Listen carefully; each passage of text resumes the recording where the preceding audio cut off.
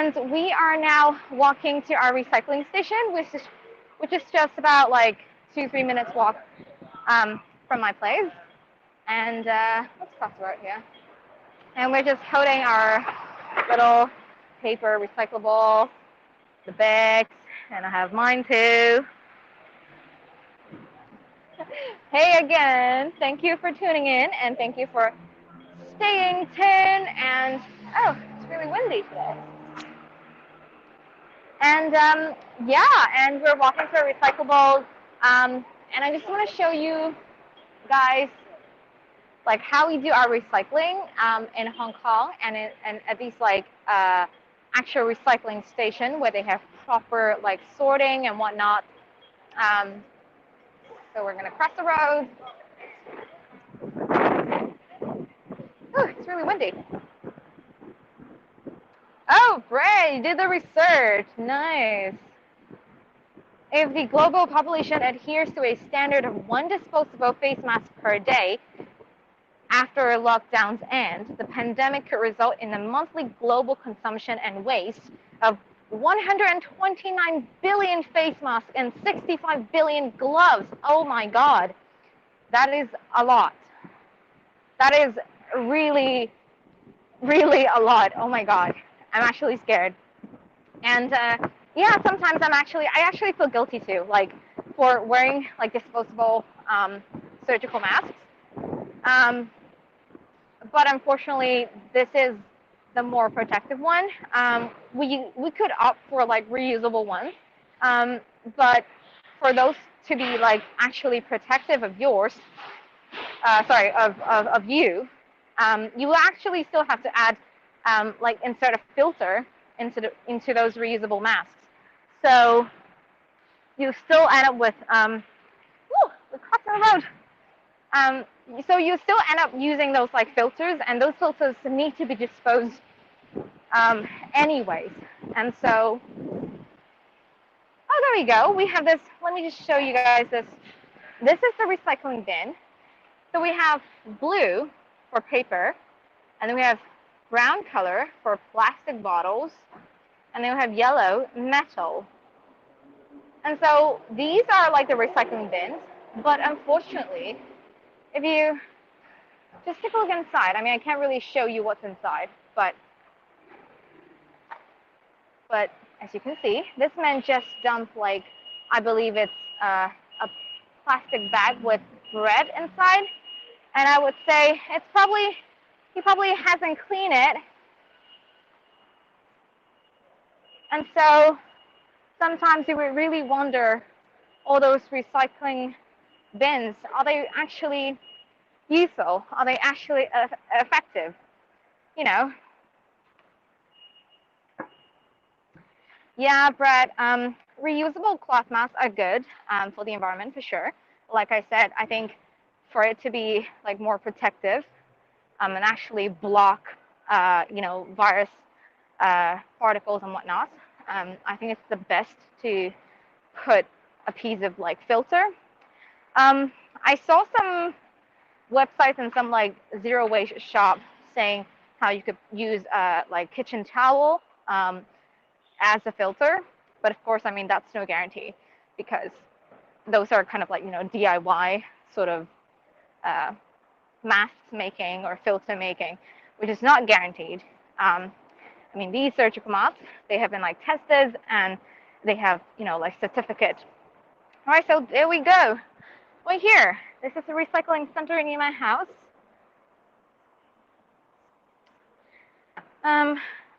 So Giovanni, yes, so the N95 masks are actually good if you actually get a fit test.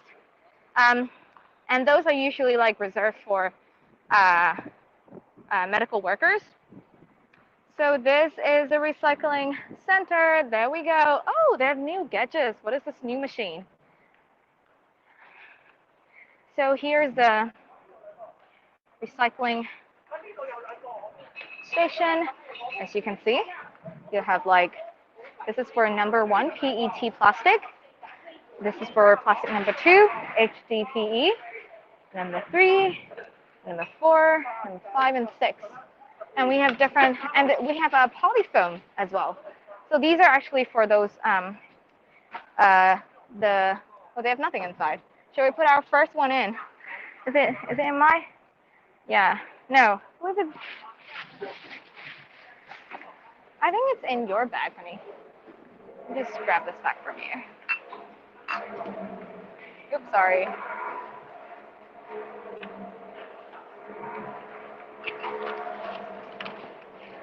Where's the polyfoam one? Oh, no, it's on me actually. I got two bags. So these are those polyfoam. So we're gonna throw this inside. And okay, we're gonna, and these are what I want to show you. Some plastics, they have like 04. So this recycling symbol, a symbol with the numbers, you can put it to the designated bag. So 04 and 04 and 04, 04. Wait, why is this here? Oh, there's PP. Right, PP. Okay, so PP is 5. And then so we're going to put all those 5s in. And my contact lens. Woohoo! I'm just going to dump it all in. Save my container. All right, and the bottle, it's number 1, PET. And then the lid goes here. This one is the lid. And so for those like all unidentified plastic, this is the bin. So this big bin, they all have like unidentified plastic, unfortunately. We're just going to put this all in. We're trying our best here. I mean, and oh, let me just show you this symbol. So when you see this symbol here on some of those packaging, you thought, oh, this is recyclable stuff. Great. And then, of course, this is Japanese, and I have to Google it. And it actually means just recycle, so it means nothing. And I just want to say, again, this is from one of my favorite shows, One Small Step, on Now This. And they interviewed one of those like environmental like activists, and they said so many of those like packaging and products, they have those like recycling symbols that tells you can recycle it. But it's actually very misleading because the recycle symbol, they are in the public domain, so you can put it like wherever you want. And so it is not a clear indicator as to whether that's actually recyclable, or if you are to recycle it, which items or which category you should recycle it to. All right, and then we're going to recycle our glasses. Oh, and also papers.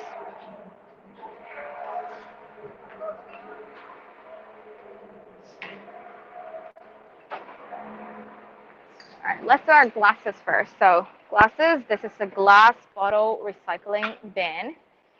So we are glass bottle only. All right, so here we go. Ooh, ooh, you hear that? And then we have another one. Oh, we forgot to take out the paper thingy. So let's grab a scissor, and we'll just like cut this off.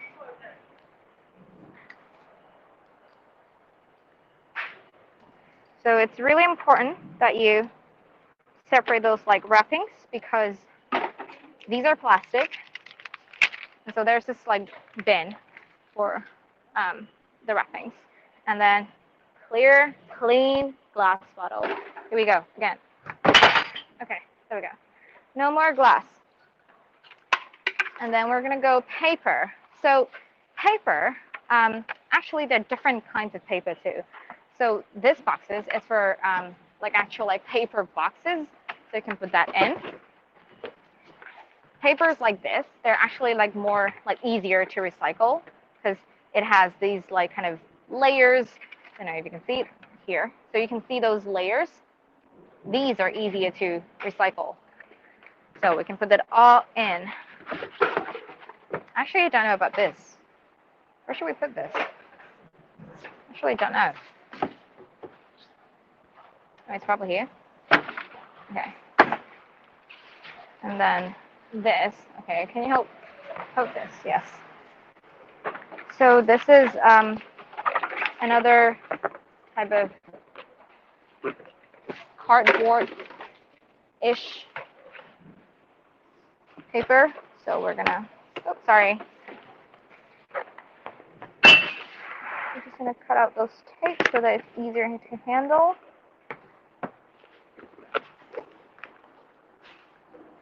So for those who don't usually do recycling, you know, it sounds like and it looks like a bit of hassle.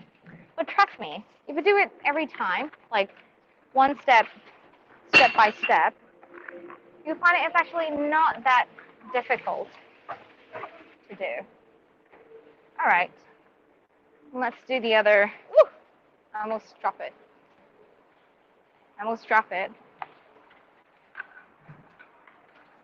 And of course, we have the aluminum cans. So here is actually said that wash it and then dry it. And you don't want to, this is what I'm talking about. You don't want to squeeze it like this because it's really difficult to wash. So we're dropping them in. Just 2 of them. All right. And then other stuff, other metals. And then we have these lamented packaging. These are for like milk. So you have to, it actually have different types. So this one's for the silver lamented one. And the other one is with a white color. So you have different recyclables for this. This is different. Do we actually have more? Oh, right, okay. So we're going back to the paper session. Oh, there's smart bins. What are smart bins?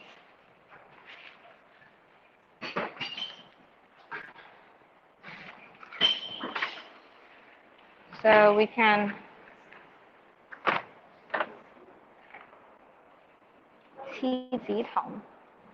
Right, 高棉头糖.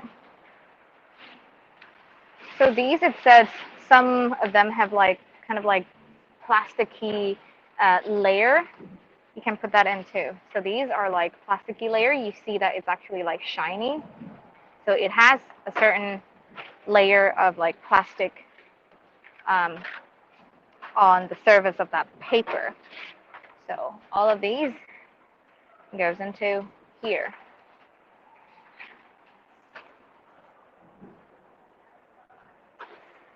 And there we go. We're clear. And just one more thing is the light tube. What do you call it? Oh, here. Fluorescent lamp. So we're going to put that in. And here we go. We're done. Easy. Easy peasy, right? So there we go. We have quite some comments again. Compost recycling. That is a good question. We don't have I do know some people do compost recycling, but it's not as popular and common here, and we are not quite like equipped. And because in Hong Kong it's quite humid, so sometimes when you try to compost it and then it turns out really easily, like if you're doing only like very little daily, so it's difficult to do that in Hong Kong. I was trying to do that, but my home is just really humid and it's quite difficult to store. But if you have any good tips, let me know. Yeah, so this is it. Thank you so much for joining. I hope you find it useful and fun to watch, even though it looks mundane, but it's actually not quite the case.